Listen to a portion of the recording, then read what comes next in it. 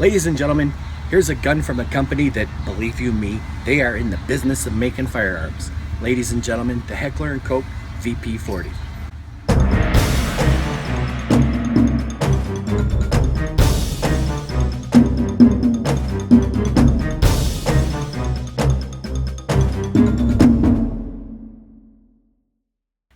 Folks, the pistol that we have on this table here today is the Heckler & Koch VP40. What an outstanding pistol. You guys saw my unboxing and you knew how happy I was about getting this pistol. And my thinking behind getting the VP40 rather than getting the VP9 is that I wanted a full-size pistol in 40 Smith & Wesson. But I also wanted the VP series pistol, so I was going to get the VP9 initially. But when I found out that they were getting the VP40, that's the one that I had to get in on. I was extremely happy about getting the VP40. So here it is. Now if you notice, and I'm not sure, I don't have a VP9 to compare this to. The VP40 is thicker in the slide than the VP9. So if you have holsters for your VP9 and you're wanting to get a VP40 thinking they're going to fit in it, they will not. The VP40 is too thick. That is, of course, unless you've got one of those universal holsters that is made more of cloth or is flexible. But if you've got a Kydex holster or a polymer holster, the VP40 is not going to fit in that, especially if it is designed specifically for the VP9. But vice versa will work more. So if you've got a VP40 and you want to get a VP9, the VP9 will fit in your VP40 holsters. That's what they say. I didn't get the VP9, I got the VP40. So this is a 13-round semi-automatic pistol that shoots the 40 Smith & Wesson cartridge. And the 40 Smith & Wesson cartridge is a very potent round. It is a high-pressure round. So keep that in mind if you're used to shooting 9mm and you haven't tried 40 Smith & Wesson yet. Go to your local gun store. Tell them that you want to try a 40 Smith & Wesson pistol of a full-size nature. And give that a shot first to see if you can take the recoil. Some people think the 40 Smith & Wesson is snappier and has more recoil than the 45 ACP. And I am among them. This is definitely snappier. It doesn't bug me. I can handle the 40 Smith & Wesson fine. I trained on a 40 Smith & Wesson. But some people may want to take that into consideration. Now, my wife, she has compromised hand strength, and I'm always looking out for the people that have compromised hand strength. My wife has compromised hand strength, and she does okay with the 40 Smith & Wesson, but she would really much rather not shoot this one. She'd rather shoot a 9mm or a 380 automatic, so there you go. So recoil with this pistol is significantly more than 9mm if you're ever shot a 9mm. And again, I did not have problems with the recoil on the 40 Smith & Wesson. But then again, I do realize the difference between the 40 Smith & Wesson and 9 when I'm shooting the two of them, so it is significant. I do have fun with it though, so this is a great pistol to have, and if you can handle the 40 Smith & Wesson round comfortably, geez, this is a keeper right here. So now let's check out the specs.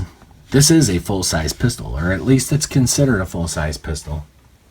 It's 7.34 inches long, right? Now the Glock 19 is just a little bit over 7 inches long, and it's considered a compact.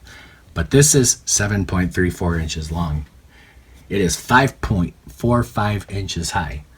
So, again, we're getting close to the 1911 in height on the pistol, and that is the dynamic that you want to think about for concealed carry. For putting it inside your waistband, for worrying about printing and all that stuff. This is 5.45 inches high. So it might be a little big, not for everybody. There's larger guys, there's people that can hide the pistol this size better. Just take that into consideration. Take your own size into consideration before you make a decision like that. But it's 5.45 inches high. It is 1.32 inches wide. And again, I don't have the VP9 to compare it to, but of course, because you all expect it, I have the Glock 19 to compare it to. Here we go. And the Glock 19 is 1.18 inches wide. There you go. And if you really want to party, let's compare it to the Glock 42, which is even thinner. So there we go. 1.18 inches wide on the Glock 19, 1.32 inches wide on the VP40. Slightly thinner again for the VP9. And the weight of this pistol is the big difference maker for concealed carry and putting it in your waistband, because this is about 29 ounces. That's pretty heavy. That's all slide, by the way. That's mostly slide. This is 28.93 ounces, so you may as well say it's 29 ounces. Pretty heavy. However, again, with the recoil, the weight of this slide really helps with the recoil. It helps keep that recoil down. It would be a much snappier pistol using the 40 Smith & Wesson had it not been for the weight of this slide. So that's one thing you can consider. This would be a great outside the waistband / duty pistol if you want to carry something as potent as the 40 Smith & Wesson. So with the length of this pistol being 7.34 inches long, the sight radius, as you can see, the sights are pretty close to the rear end back here and somewhat close to the front. The sight radius is 6.38 inches long. So that is going to help you with accuracy if you're used to shooting guns with a shorter sight radius. This is a fairly long sight radius. Helps out a lot. Now, the accuracy of this pistol, well, I'm very happy with the accuracy of this. Tattoo Cat was happy about this. And he shot it very well. As you can see in this video, he completely rocked shooting this thing. And who wouldn't, you know, if you've got any sort of control, and if you like the 40 Smith & Wesson, this pistol is very accurate. Again, it's point of aim.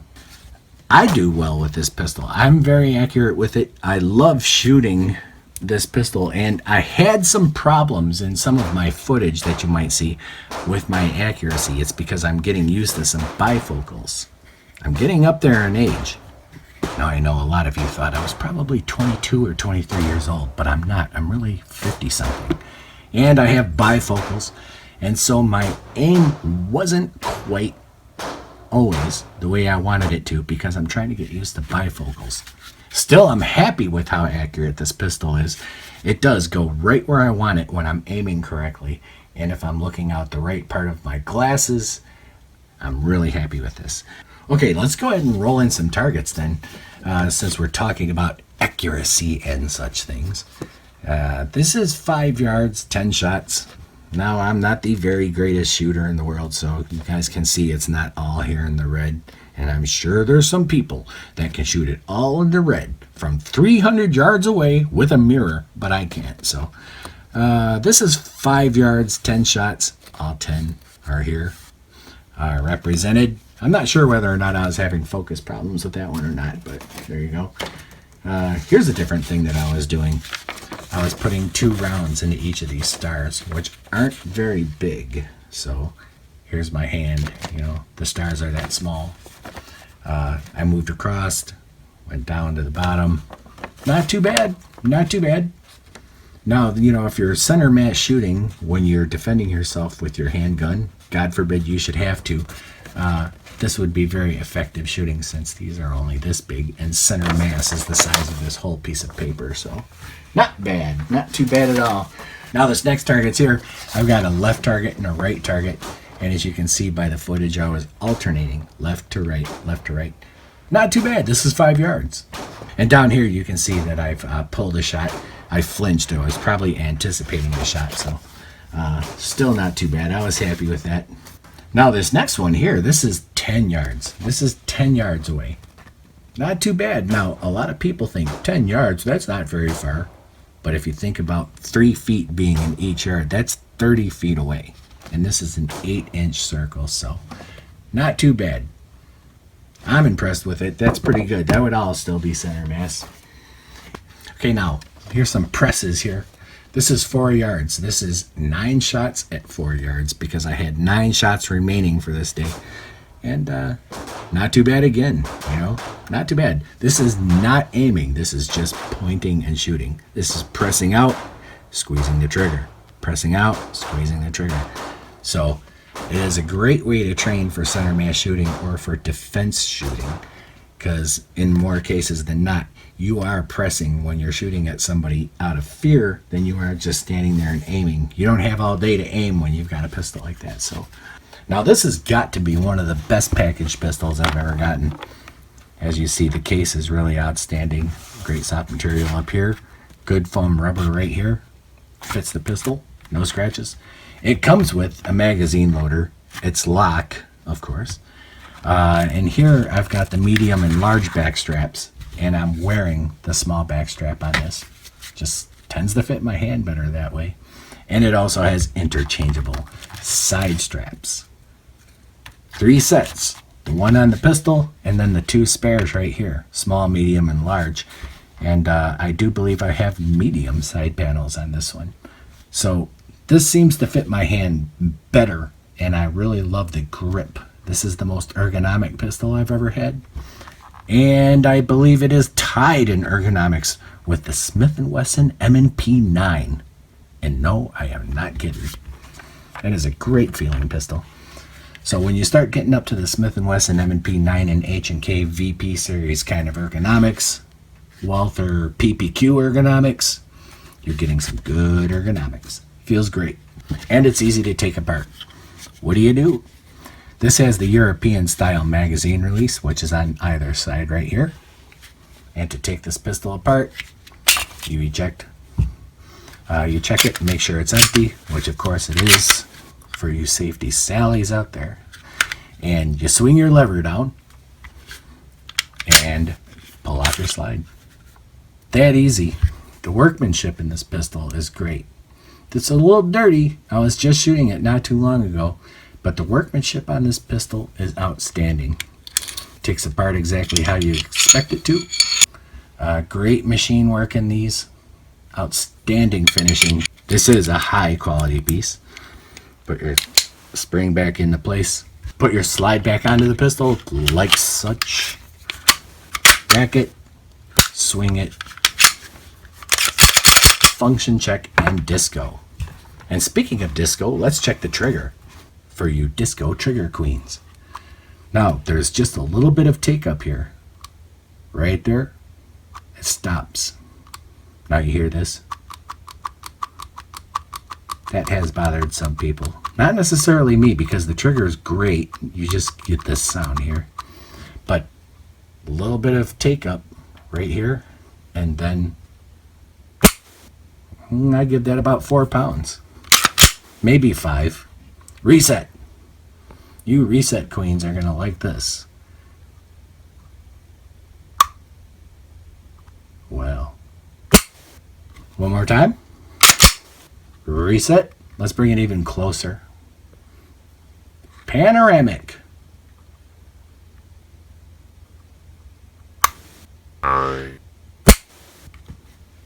Good trigger. Not the best in the world, but it is a very good trigger.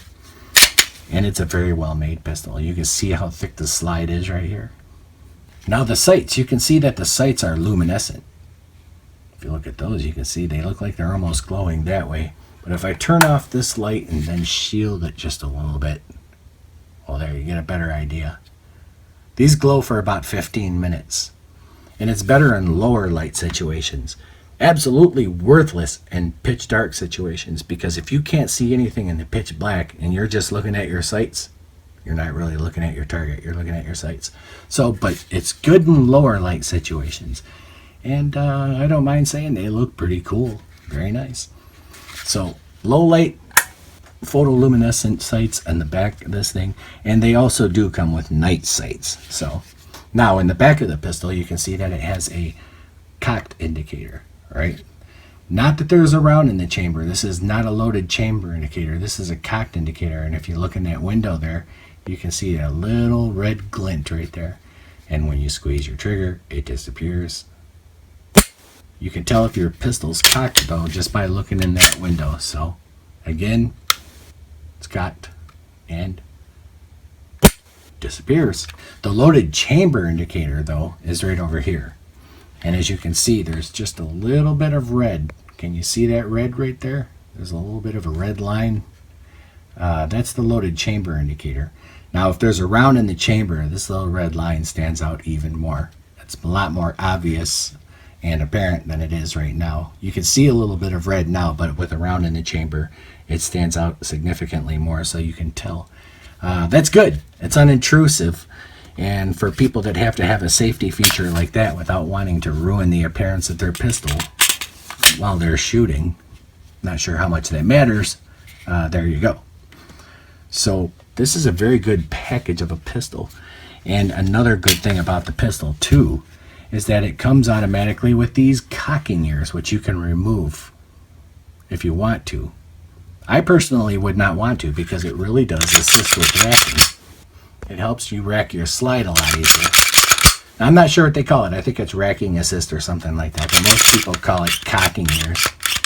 And by the way, this slide moves really nice. This is a well-made pistol.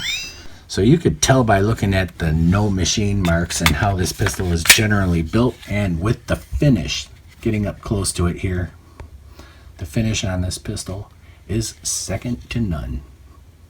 Not too many. This is almost like a cannon metal. Beautiful. This is a nicely made pistol. The proof marks are all over here. You can see that it's made in Germany. Here's the DE. This is the German way of doing things. And those are the proof marks. Slide release here on the other side of the pistol, so it's ambidextrous, as well as, of course, the magazine release, which you can do with your thumb or your index finger. So you've got your choices with this pistol. The only thing that's not ambidextrous on this pistol is the takedown lever, which is over here. It's only on one side, but big deal. You got a rail for lights and lasers. Very helpful, and if you're using this as your home defender, I recommend getting a light for your pistol so that you can see what you're shooting at. And that's it. You know, this is a nicely made pistol. It feels great in the hand. It aims well. The ergonomics are great. And of course, with the extra weight on this slide, with this pistol being almost 29 ounces, it handles the recoil of the 40 Smith & Wesson round very well. So would I recommend this pistol? I damn sure would. You know, this is a good full-size pistol, and for those of you who want the VP series pistol but like the 40 Smith & Wesson cartridge, this pistol is exactly the way to go. And if you're not experienced enough, or you don't like the 40 Smith & Wesson cartridge, the VP9 is absolutely the same pistol, just in 9mm. Great pistol, ergonomic, fun to shoot. What more could I say? But thanks for watching, folks. I'm Too Improper. My email address is scrolling across the bottom of the screen as we speak right now. That's tooimproper@gmail.com. Right, and I will answer you, provided you are not being a douche about what it is you're saying, and if I've got the time. Thanks for watching, folks. God bless America, and keep on protecting your families and yourselves. You know it's always the right thing to do.